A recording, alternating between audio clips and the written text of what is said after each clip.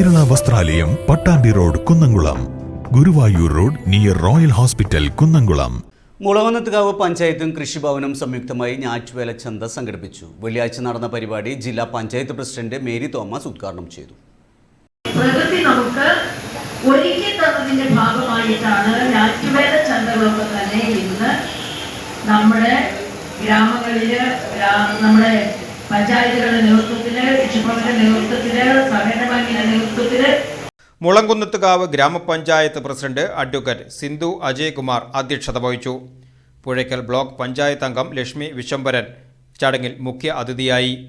Panchayat vice president Soni Sunny, ക്ഷേമകാര്യ standing committee chairman Surendranath, chairperson Jessy Sajan, panchayat മെമ്പർമാരായ പ്രീമ, അംബിക, ബിജു, മനോജ്, സിബി, സിജോ, ബിമൽ സിംഗ് എന്നിവർ സംസാരിച്ചു. Puzhakkal block assistant director Pratheesh പദ്ധതി വിശദീകരണം നടത്തി. കുടുംബശ്രീ CDS ചെയർപേഴ്സൺ പ്രവീണ, ഗ്രാമപഞ്ചായത്ത് സെക്രട്ടറി മനോജ് എന്നിവർ സംസാരിച്ചു.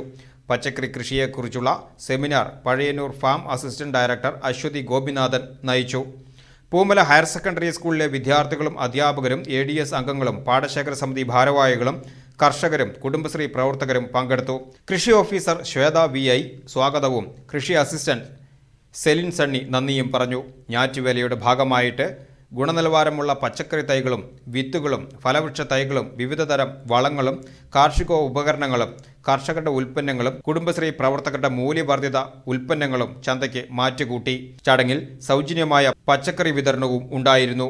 കർഷകർക്ക് യന്ത്രങ്ങൾ വാങ്ങുന്നതിന് SMAM പദ്ധതിയുടെ സൗജന്യ രജിസ്ട്രേഷൻ സൗകര്യങ്ങളും ഒരുക്കിയിട്ടുണ്ടായിരുന്നു.